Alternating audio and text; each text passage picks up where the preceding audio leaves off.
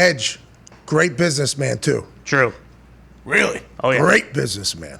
Hey, he is not scared to. He will dabble in any business and do well in it. It feels like following along. He introduced his children. Yeah. I feel like I know them pretty well now because I follow along on his Instagram. His Instagram's very good. Yeah. His Instagram is very, very good. He is a great follow.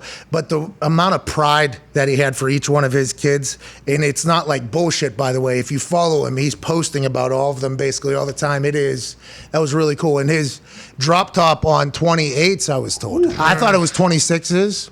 Okay, I had a Cadillac Escalade that had 24s on them. It was tough to turn. All right, so then there's 26s that get put on. That has to be impossible to ride. I was told that Edge's drop top had 28s on them with the Pro Football Hall of Fame beautiful custom paint job. Now Peyton signed it. I think Troy signed it. I think he's got a lot of people ride.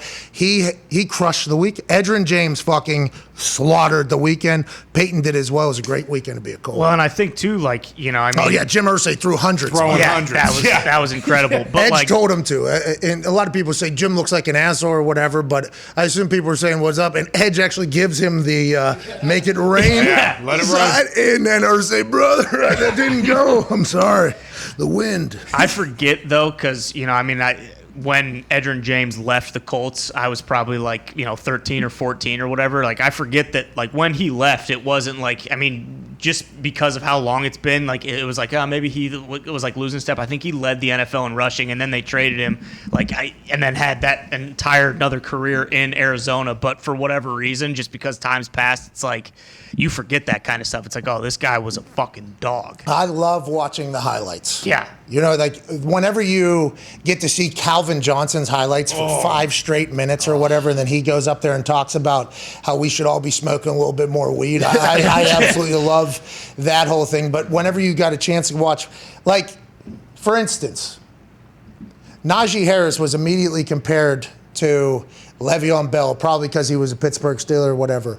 But that's a very difficult thing to make a comparison to somebody who has been very good in the past and comparing somebody. But you see the way Edge played, I completely forgot the way Edgerrin James played. I think a lot of people did, mostly because he's not out there like pumping his highlights, or he's not on TV where they can roll in and say, hey, here's Edgerrin James with a couple highlights beforehand. Getting a chance to see his highlights again, oh my God. He's so fucking good. Yeah. And he could run great routes. He was a guy who probably could have been wide receiver if he wanted to in the NFL. His rookie year, shows up rookie of the year, does the whole thing. Then the second year, I guess he would have done the same thing. Almost rushed for 2,000 yards. Yeah, in that offense, whenever he jumped in there, Peyton Manning was probably so fucking thrilled. He's like, all right, we got now somebody in the backfield that